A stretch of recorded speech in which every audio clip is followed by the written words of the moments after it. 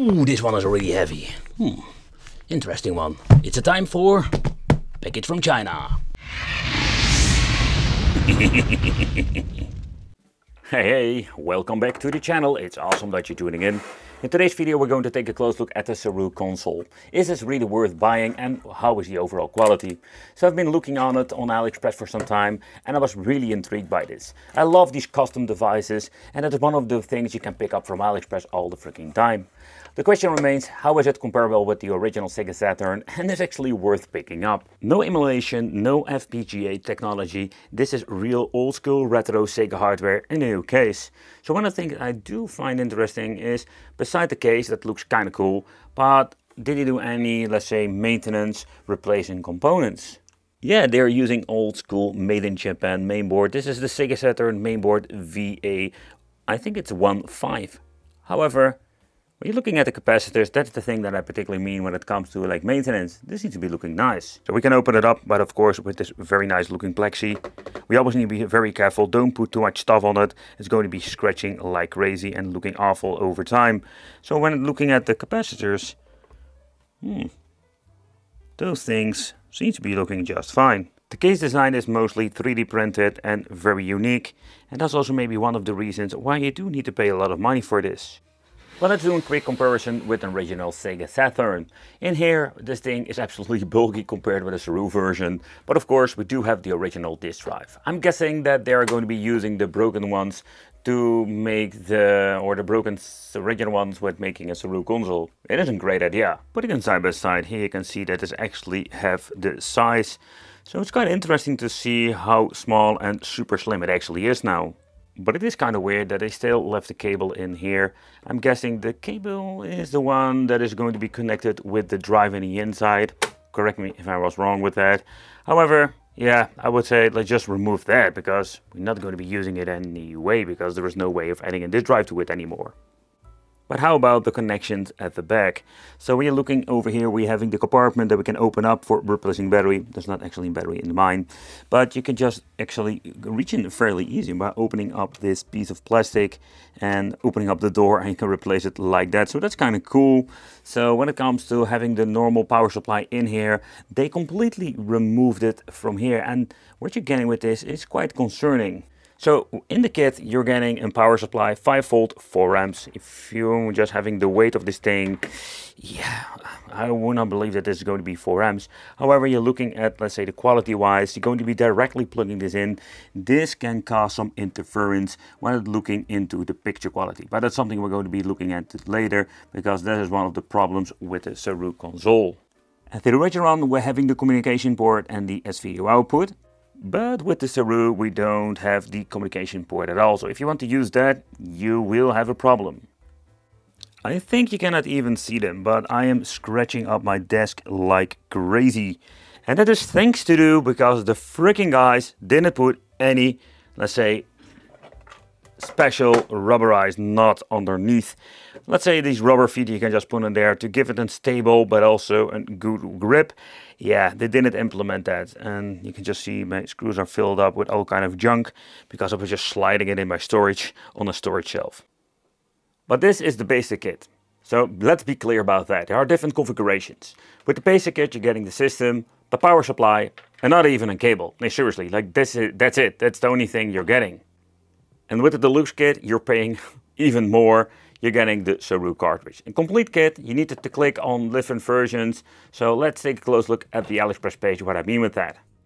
When looking at the page, you can just actually see the price over here. Don't pin any prices on there because sometimes they will go up and down in prices. However, you do have different versions, what you can see.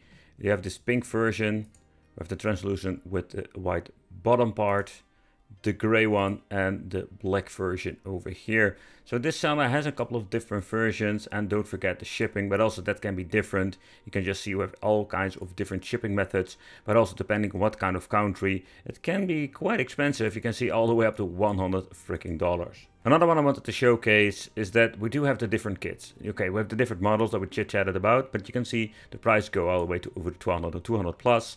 And that's to do because this will give you a 120 gigabyte storage card, the Saroo SSHD loader. It's the Elite version, the newer edition, and we have all kinds of different versions with this seller. So we have different options, and there is even a Metal Gear Solid version out there. So it's kind of cool. So we have a lot of different options. So be careful if you're going to be clicking on something. And this one even has a SCART cable, but when it comes to these SCART cables, note that they are not going to be sometimes the best quality out there.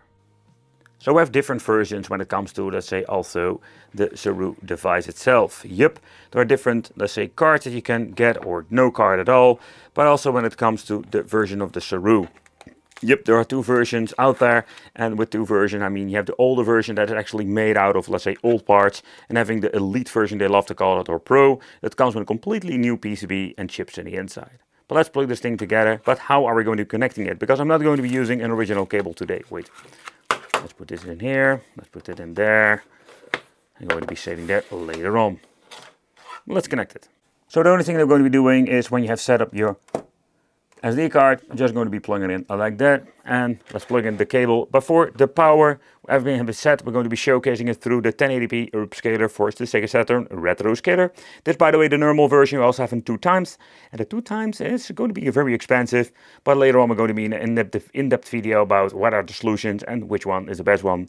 But we do have 4:3 aspect ratio. So that's kind of cool. Something I just needed to mention, when you're looking at the front, everything is 3D printed, and it also implements for the buttons over here. And the buttons, I must say that they don't fall out, but they're absolutely a little bit wobbly, and if you're going to be pushing them in, there's also go for the reset. This one feels okay, but I personally prefer the original buttons, let's put it that way. But let's boot it up and let's take a close look at the Saroo Sega Saturn. So let's boot it up. You can just actually see it will automatically boot up into the Saroo card hood over here. And I understand for compatibility, it's not super bad. And when it comes to the signal output, at this point, I don't see any interference. Well, let's plug in the original control I'm having over here. Wasn't like Retrobit that had all kinds of cool, let's say, different solutions now. So let's see what we can actually do. So having the select game system CD player, we can load the game disk, load binary, serial debug shell and the firm update. But let's do an up close on the Saroo boot menu. So select game, you can choose the game that you have been loaded up into the storage capacity. There are a couple of them already set here, and the list is alphabetic order and looks kind of nice. The only downside is if you're going to be looking into, let's say, the game system, we do have the option to just load up a game like that. Pressing the reset, we can just go back to the menu itself, and this way we can just boot up without any problem whatsoever. The unfortunate part is because we don't have anything going on within this drive, so we don't have the option to load the game disk itself. So that option doesn't do anything. It will try to check the disk, but there is no disk player inside of the Saroo. So that is more if you're going to be using this in an original Sega Saturn. So let's start off with some Dudon Pachi, if I'm pronouncing it even correctly. The audio quality itself is just perfect. I don't notice any problems there. And the image quality, it's even not bad at all. Between session, I've been actually messing around with the other cable I've been mentioning, the double liner retro scaler, let's say HDMI solution, where the signal output is not, let's say, superbly better or some kind. It is just looking great, and I can just really enjoy it like that. But they should combine the Saroo with just the HDMI, or just at least sell it with a cable, a good RGB cable, because if you just want to enjoy it, what I find quite surprising is that the overall quality of the, let's say, signal output also depends what kind of cable you're having. But the interference is not that bad that I was afraid of. So at this point you can actually boot up all kinds of different regions. I think they have used not a PAL board when it comes to the mainboard itself. But let's say you want to boot up Gunbird. Clicking on it, game booting, and this is actually how fast it will boot up. Of course, the performance depends on the size of the game, but in general it's quite fast.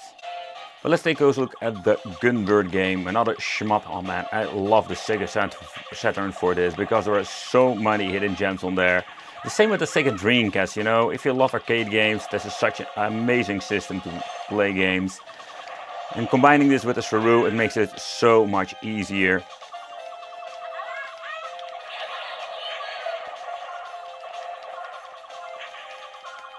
But another game, I don't notice any problems. I must say that at this point I've been sending the cable to widescreen shenanigans, the 16:9. That's maybe why the resolution looks a little bit different than normal.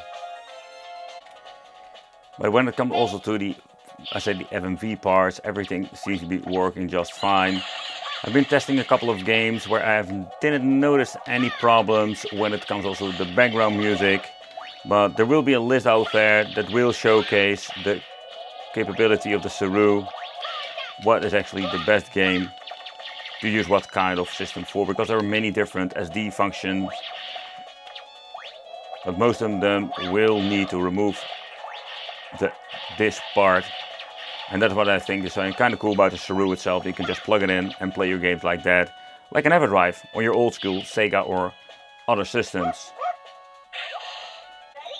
Final Fight Revenge, a game I personally didn't even know it existed.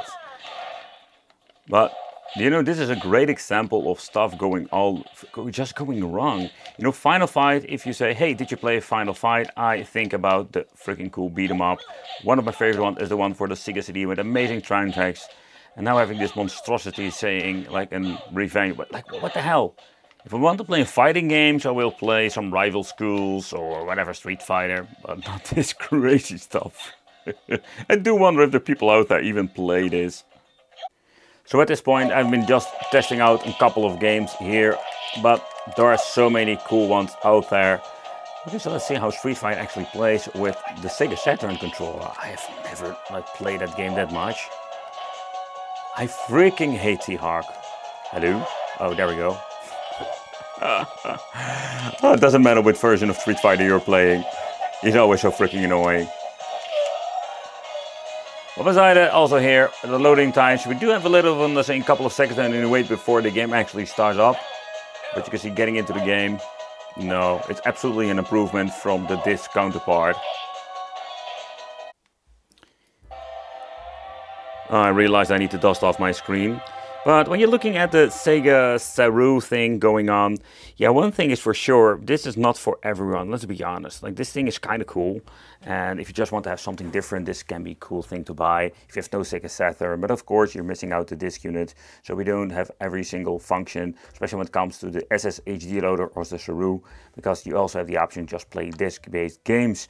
Yeah, let me know in the comments, what do you think of this Saroo? Would you pick it up? Thank you all for watching, and it will be great to see you in the next video.